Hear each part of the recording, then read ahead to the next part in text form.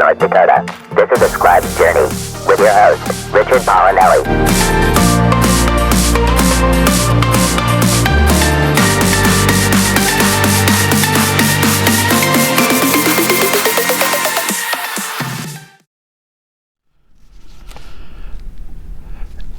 You know what? I think I'm going to get me a Science for Dummies book. Today we are going to be having on our show a rocket scientist, literally a rocket scientist. She works for NASA and the space program, and she's also a very good, very talented writer of fiction and scientific nonfiction as well. It's going to be very interesting to see how she made the journey to becoming a fiction writer from her work-related writing. Her name is Stephanie Osborn, and what do you say we go ahead and bring her on? I'm going to go see if I can find a book for somebody who's a little bit more, with it. Check a couple of messages. We'll be right back with our guest. My name is Detective Tommy Nolan, and I am a saint.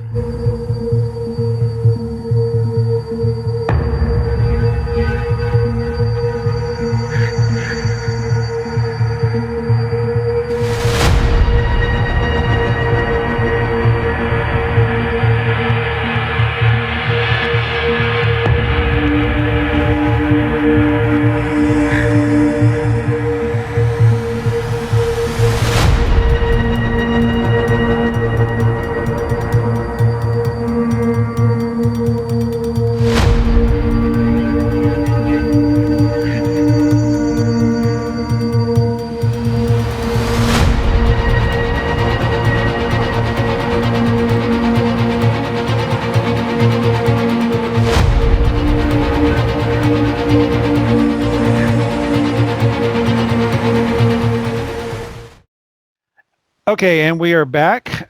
We have a very interesting guest, and this is a clue, by the way, if you can see my shirt.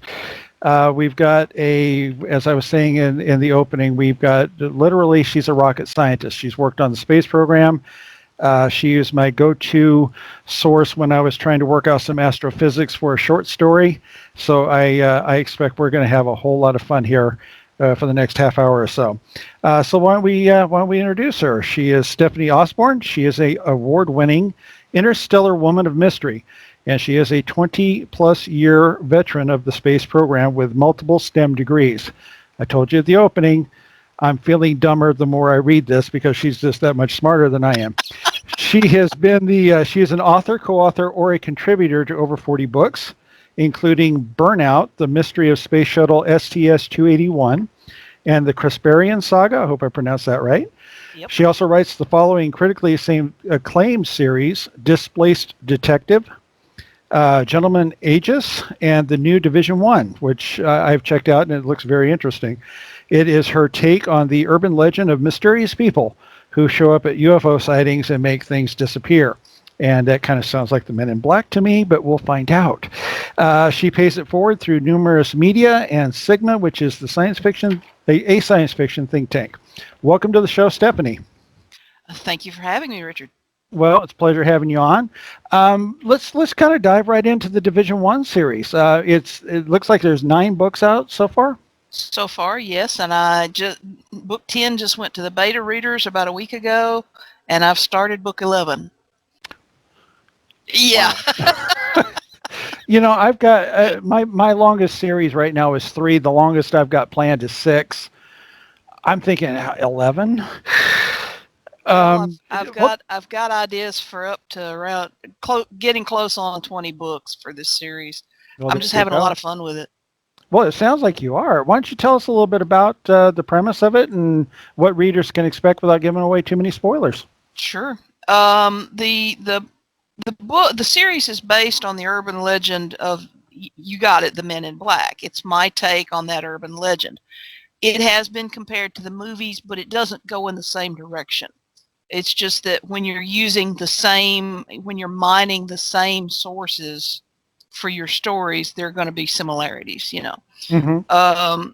they all wear dark suits. They have something that goes flash and makes you forget stuff. They make evidence go away. It's the same urban legends. It's the same myth, if you will. Now, go ahead. Sorry. Well, one of the differences is that the way I'm playing it. Excuse me, I've got a cough drop in. The way I'm playing it is these guys are part of a galactic government. They are the Earth branch of the law enforcement division of the galactic government. And so the law enforcement for the galaxy is divided up into precincts, each one of which is called a division. And so Earth is in Division 1. That makes sense. Now, your protagonist in this, if I'm reading it right, is Dr. Megan McAllister.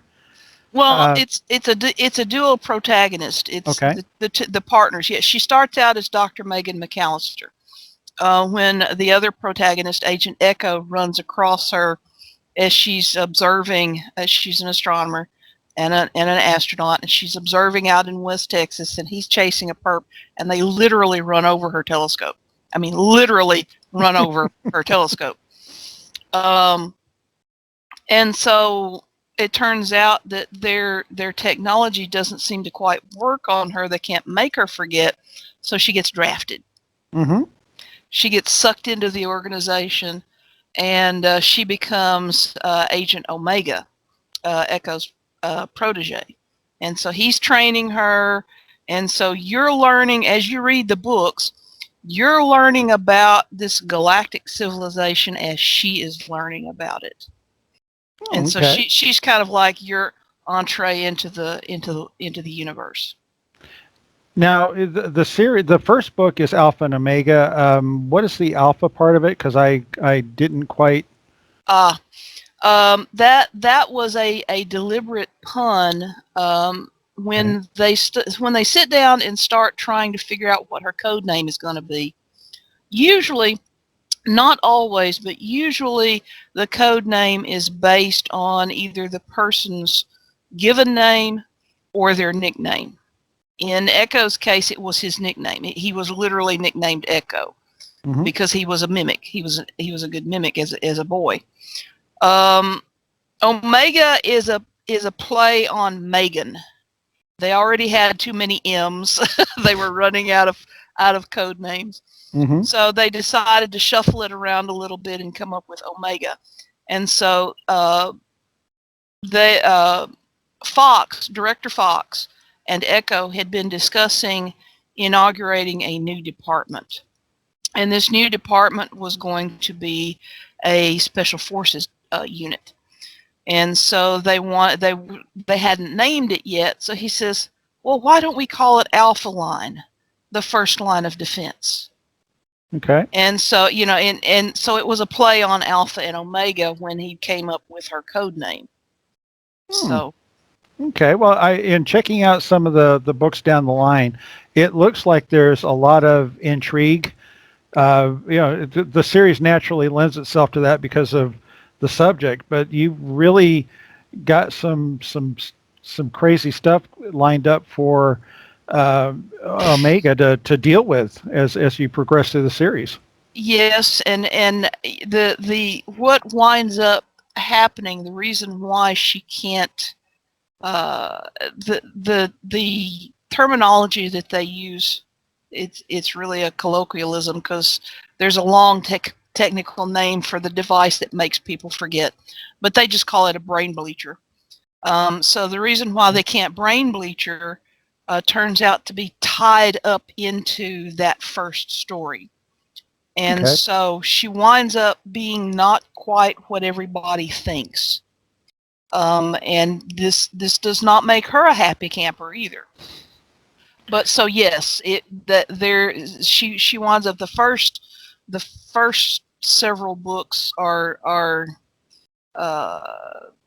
quite a few books are her trying to deal with the ramifications of discovering this knowledge about herself. Interesting. Okay, let me jump in here real quick, and for people who have watched the previous episodes, normally when our guest is talking, we see our guest. It's just not going to work out that way this time. So we will. Well, frankly, my camera's broken as well. Well, we were trying to, just say technical difficulties, and we'll move on.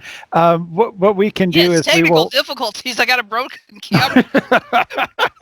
The microphone's great. The camera won't work. Yeah. So we'll cut in some pictures of Stephanie's books, and I found one online photo of her. So you'll get to see her as we go. But I just want people who are wondering, well, how come all we're seeing is you? That's why. Now, Division 1, that's not your first. Those weren't your first books, were they? I think you had some other fiction works out before you started in on Division 1. Yes.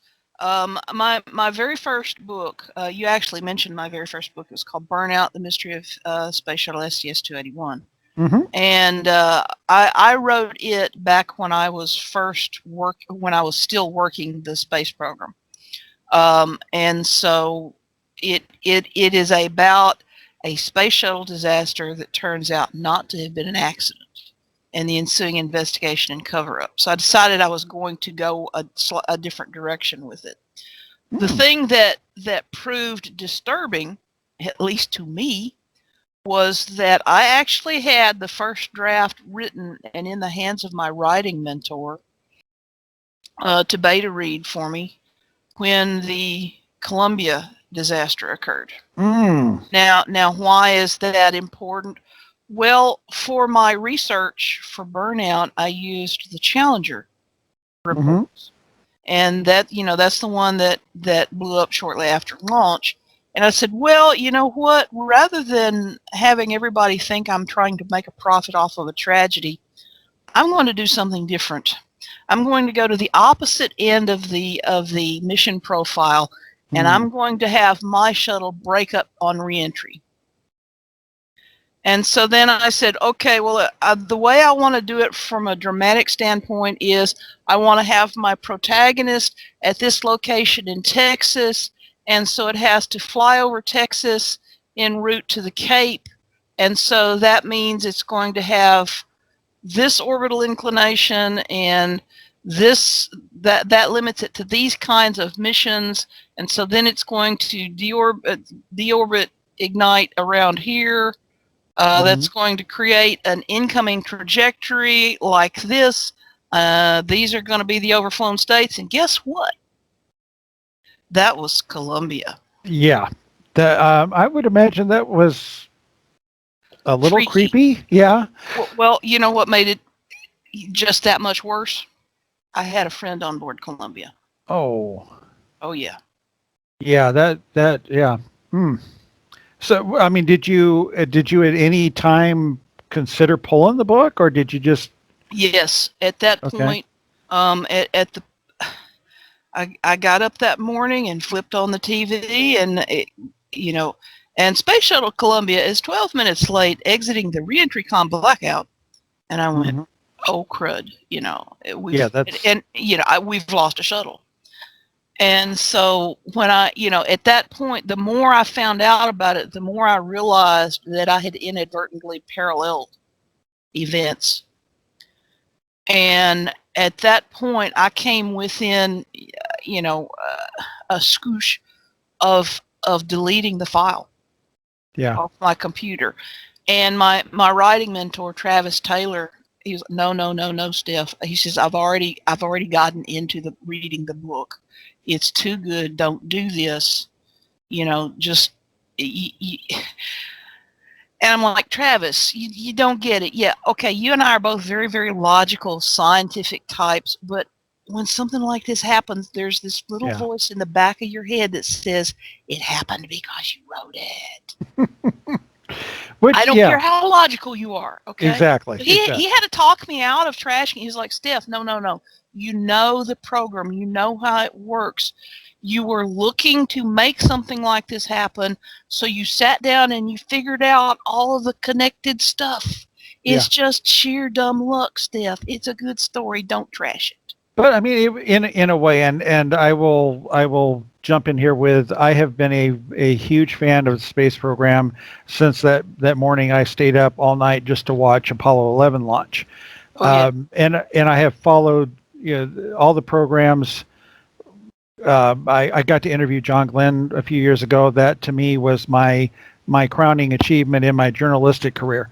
So I can, you almost have to think that there were odds that we would have a Challenger and we would have a Columbia happen the way they did, just because you've got so many launches, you've got so many working parts, and there's just, at some Well, point something goes wrong. yes, and the problem was, see, Challenger occurred when I was actually working a defense contract. It was, but I don't know if you remember the Star Wars defense program. Yeah, yeah, Okay, I was yeah. working. I got enough gray hairs. I was around when that popped Yeah. out. Okay. Yeah, I'm thinking that based on some of your comments, I think you and I are about the same age or pretty close. But yeah. So I was 32 for the record, by the way. 32. uh, Just saying. We're 32, right? yeah, really. Yeah. Don't I wish? Yeah, So yeah. so I was working that program when the Challenger disaster occurred, and I had just started working it. I was the resident astronomer for what was going to be an orbital sensor, and that's about all I can tell you. Um, and I was one of 3 potential candidates for payload specialist for taking up a prototype on board the shuttle in phase 2 of the program. And of course, that didn't occur because Challenger blew and they grounded the fleet, Yeah. and they didn't know when they were going to begin flying again. So they canceled the prototype development and testing. So at that point, I started looking at transferring into the shuttle program, which I wound up doing and working as a payload flight controller. Now, And so I got an entire career in there in between those 2 disasters. yeah. So Were you working the shuttle program when they started flying again? yes, I was Okay. because I remember I had been assigned to a mission which was supposed to be, the first flight after that was more or less, they didn't really have a payload as such. It was a let's make sure this works, Mm-hmm. kind of a deal. And I remember sitting in the conference room at Marshall Space Flight Center. All the conference rooms were equipped with various and sundry forms of video, because occasionally we did video conferencing and stuff, which that was in the early days of doing video conferencing. So they had all the conference rooms were jam packed, and they all had the feed up on the screen, and launch, and everybody's like, yeah, and then dead silence falls, because now everybody is holding our breath, Mm-hmm. waiting to see if we're going to get through what I came to call the Challenger point, Mm-hmm. which was the point at which it blew. Yeah. And you could hear a pin drop. I mean, I don't think anybody was breathing, because we were all holding our breath going, oh, please God, oh, please God, oh, please God, Yeah. And so, of course, everything went fine. And when the thing jettisoned the SRBs, we the yell was louder than it was when it launched.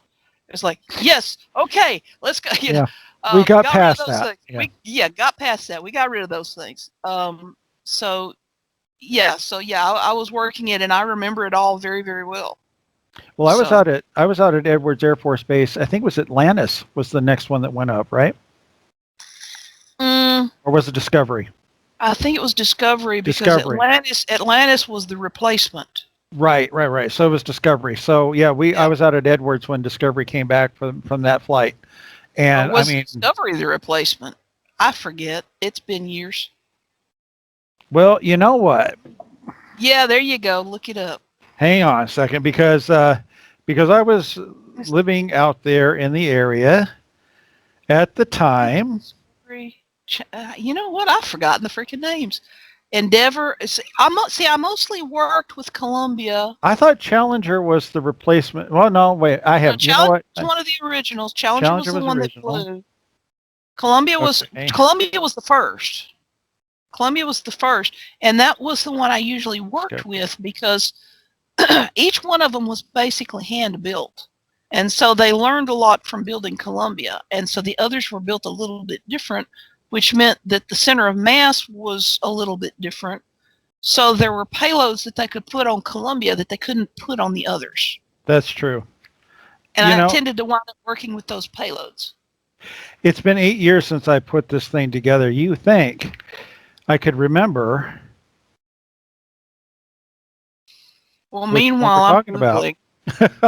Anyway, well, whichever one it was, when they returned to flight, I was out there, and there was a ton of people who had gathered to watch that shuttle come in, and the applause when they landed, because it was like, Yes. okay, we have successfully gone back up there and gotten back, and everybody's okay, and so I think now we're going to be all right.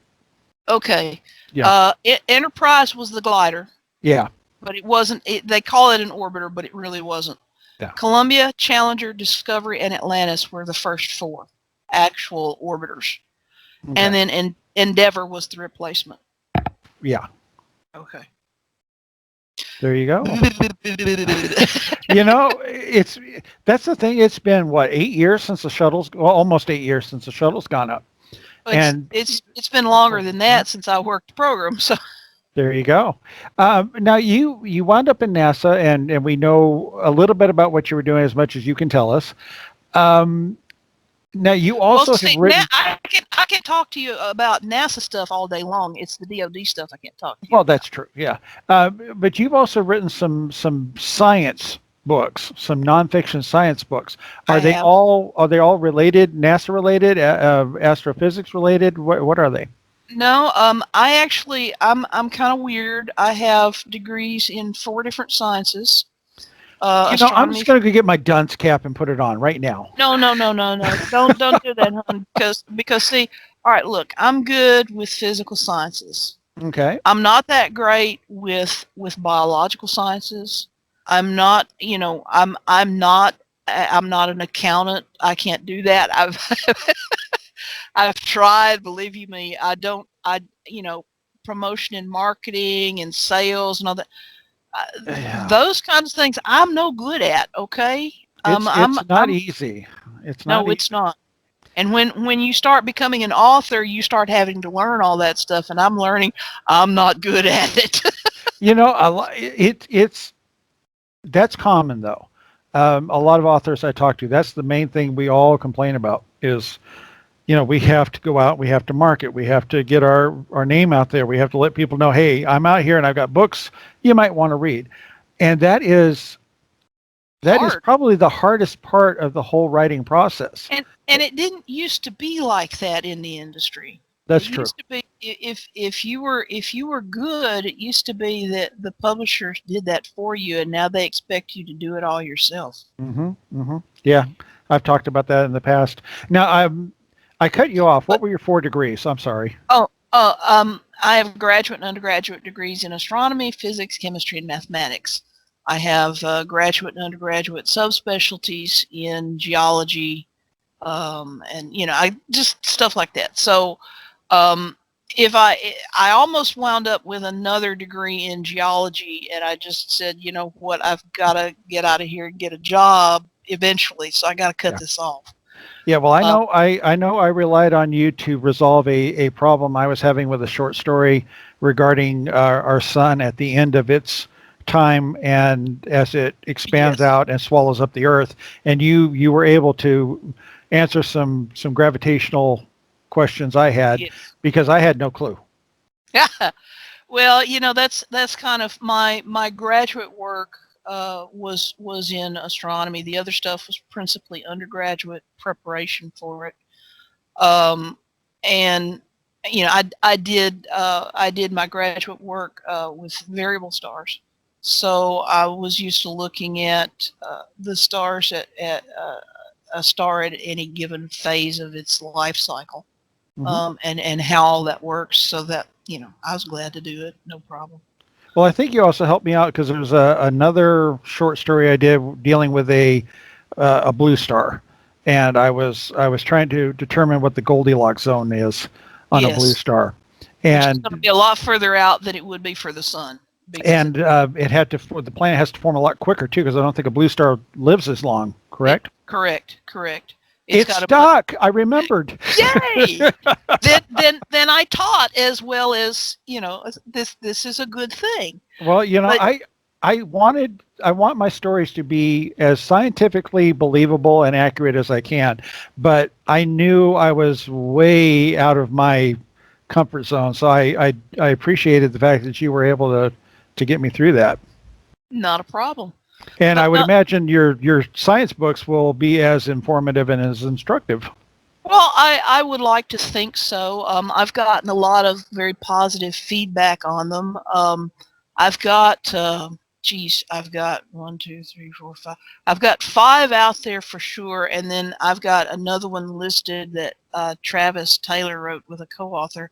But he came to me and he said, "Can you write an essay on this particular subject that we can include in it as a subject matter expert?" I said, "Sure." There you go. So I've really kind of got 6 out there, but I don't,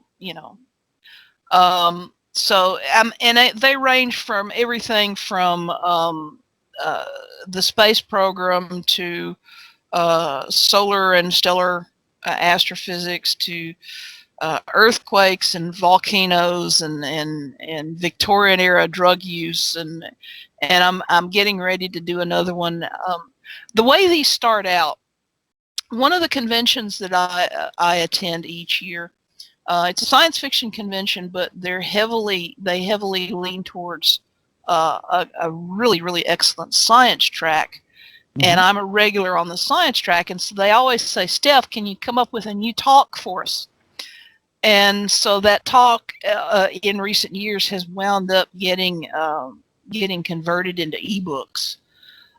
Because I wind up with standing room only, audience, and so everybody's like, "Can you please do an ebook for those of us that weren't able to get in?" And I'm like, Yeah. "We're not a problem, Well, now, you mentioned the Victorian era drug use, and I noticed in the list of books you have a Sherlock Holmes story.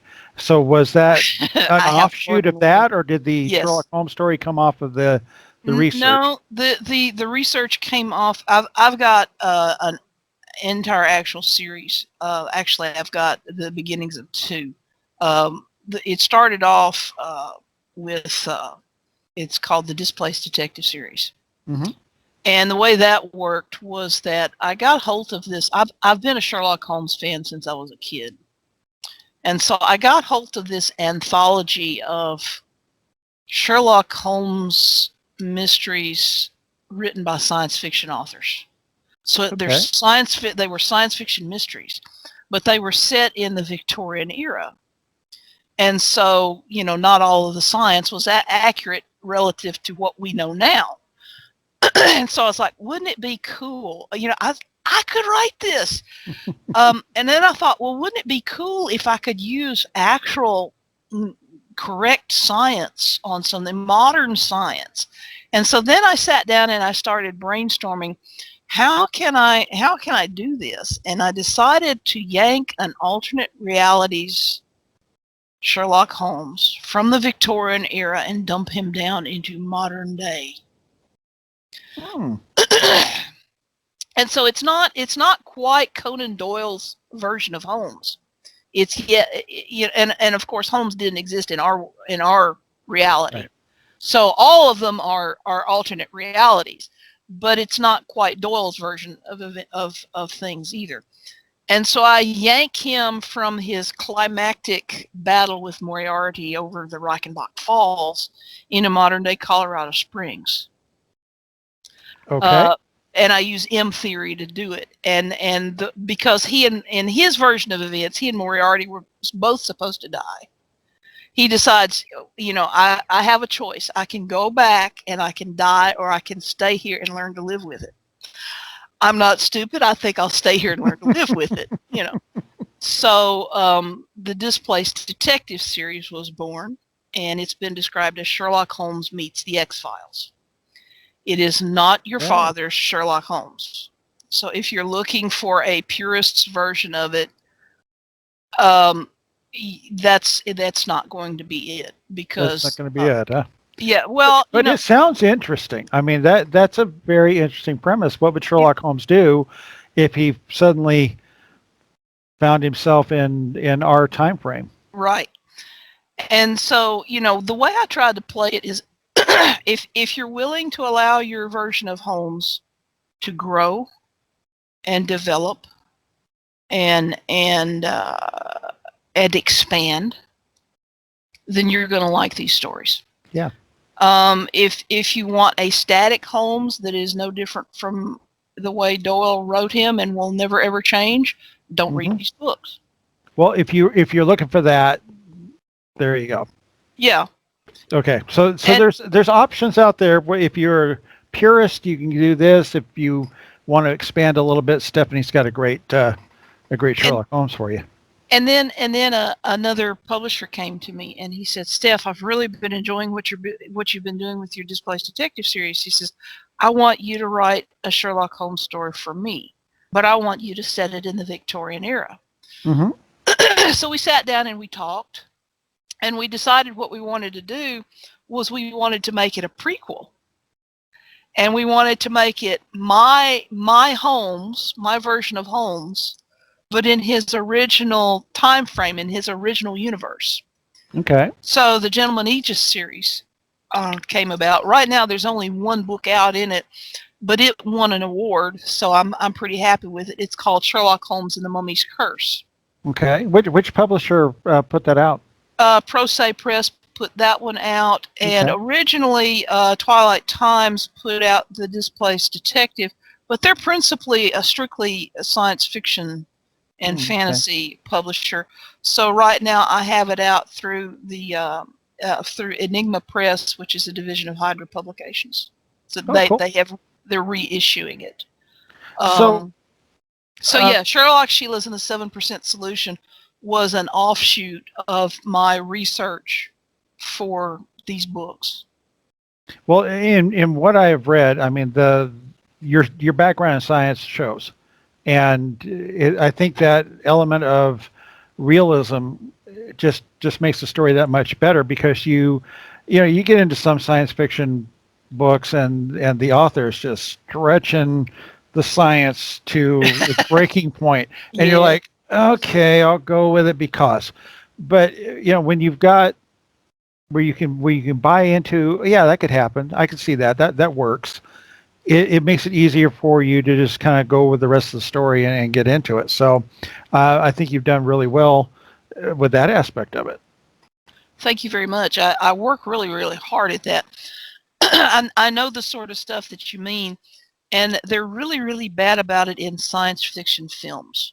And so there are some science fiction films that I simply will not watch because I want to throw a brick through the screen. It's not that hard if you're writing true science fiction. It's not that hard to make the science work. And too many times people just throw away the science because, I'm just going to do it this way. Yeah. Well, it wouldn't happen like that. Well, that's all right. I'll just do it this way anyway. It happened because I said so. What's I think the term for it is hand wavium. Yes. Just like hand wavium. Yes. It works because I said so, and it's like the Far Side cartoon where the guy's been writing all these long-tailed equations on the board, and then he draws a big box and he says, "Here a miracle occurs," and then he keeps going with the equations. Same difference. So Yeah, and Yeah. and what really gets me is when I have, I love it when another author like you comes to me and says, "Steph, I need help with the science." And I sit down because if you come to me and ask for help with the science, I'm going to sit down and I'm going to do my best to help you. I'm going to run calculations where they're necessary. I'm going to dig and do research, and I'm going to come back to you and I'm going to give you the best answer I can give you. Okay, and I may spend several hours doing this, just helping make sure you have the best story you can. So I go off and I do this, and you know I come back and I give you my answer, and maybe you say, "Oh, that's too hard, I'm going to do something else." You're Well, I not going don't. to trash the story, you're just going to do it your own way. And I'm like, and I just spent how long doing Yeah. this?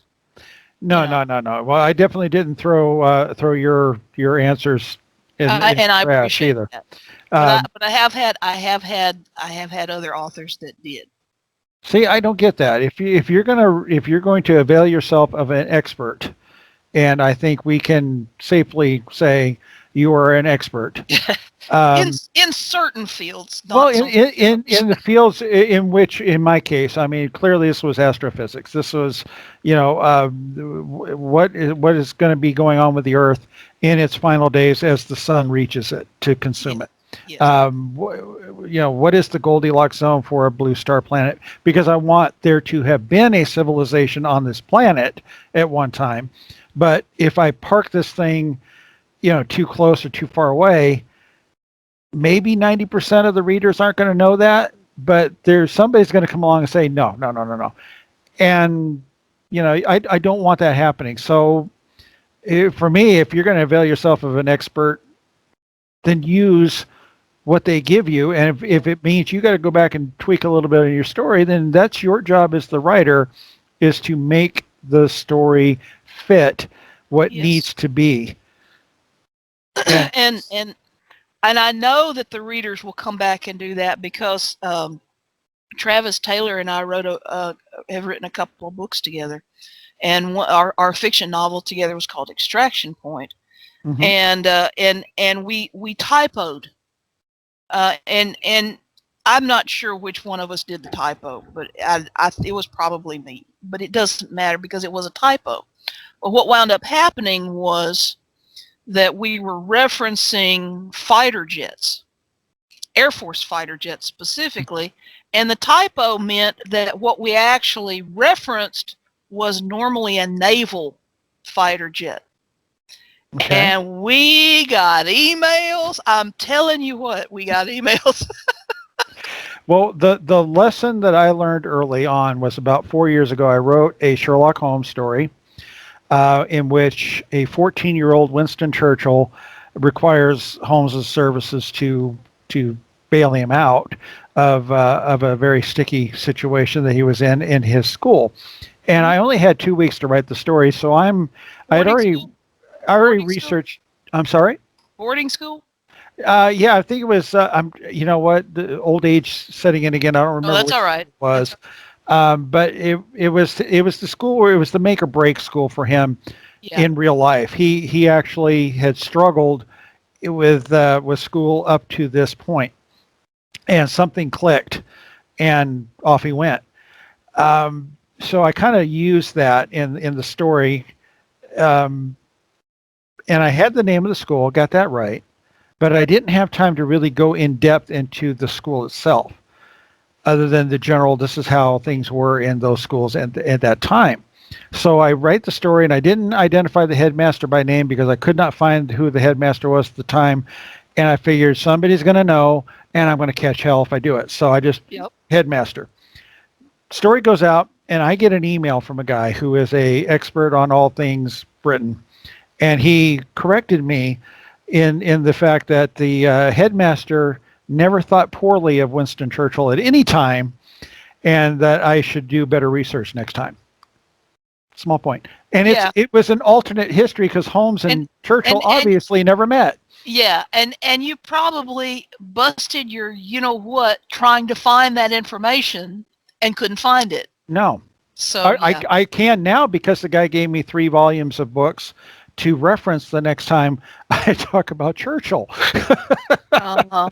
So I'm good now. But it's just, somebody out there is going to find that small little point and let you know about it. Invariably, yeah. Yeah. You can't, and unless you were there and lived it, there's no way that you can find all of the little points. Mm-hmm. It's just, you just can't. Yeah. It doesn't happen. So you do the best you can. Yeah. And you write the best possible story you can, and you make sure that as much of it is correct as you can, and you hold your breath, you cross your fingers, you go on. Yeah, that's all you can do. All you can do. Stephanie, we're kind of coming up to the end of the show. Where can people find your books, and how can they follow you on social media, that kind of thing? Well, you can find my books on Amazon for sure. Everything I've got is available in ebook, and if it's big enough, it's available in print. You can find it on Barnes Noble, bn.com. A few other places too, but those are the principal sales sites. You can get it for Kindle and Nook, and you can get it in Dead Tree format. And you can find me on Facebook. You can find me on Instagram as the Interstellar Woman of Mystery. You can find me on Twitter as Writer Steph. You can, I guess you can't find me on Google Plus anymore. Never mind. You can find me on Mayway. So, you just come by and say hi. Well, we will try to get all those links up on our website, scribesjourney.com. So if you are having trouble finding her, just come over there and click on the link. That should get you to her. Stephanie, I want to thank you very much for coming on and being a part of the show today. Well, thank you so much for having me. I had a blast. Well, it was a pleasure, and we are pun intended. We are definitely looking forward to books number 10 and 11 of the Division 1 series. I will do that. Okay, let's take a break, and we will come back on the other side, wrap things up this week, and see what other kind of trouble I can get myself into this week before we're done. We'll talk to you guys in just a minute.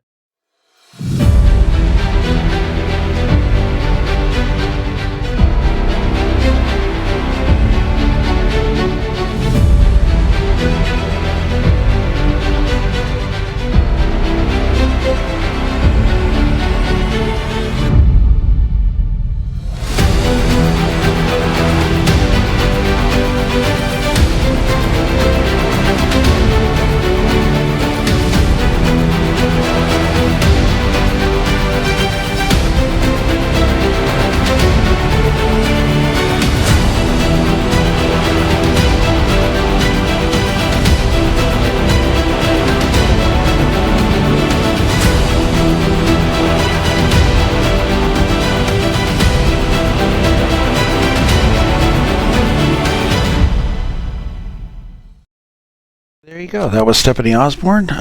Great having you on, Stephanie. Thanks for coming on, and thank you everybody for watching. And for one more week, we're going to have some fun coming up here. We've got some great guests scheduled. Again, Tosca Lee, who is a very talented writer, and it's going to be a great guest coming up on April 3rd.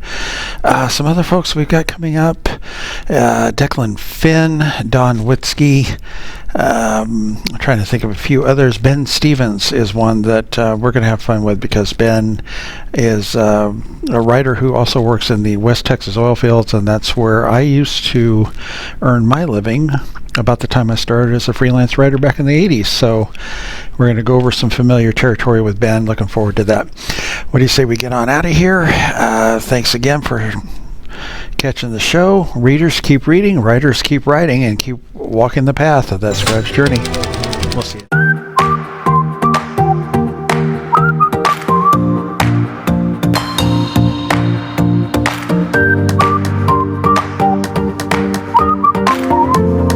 This has been a Scribe's Journey with your host, Richard Palinelli, a Tuscany Bay Productions presentation.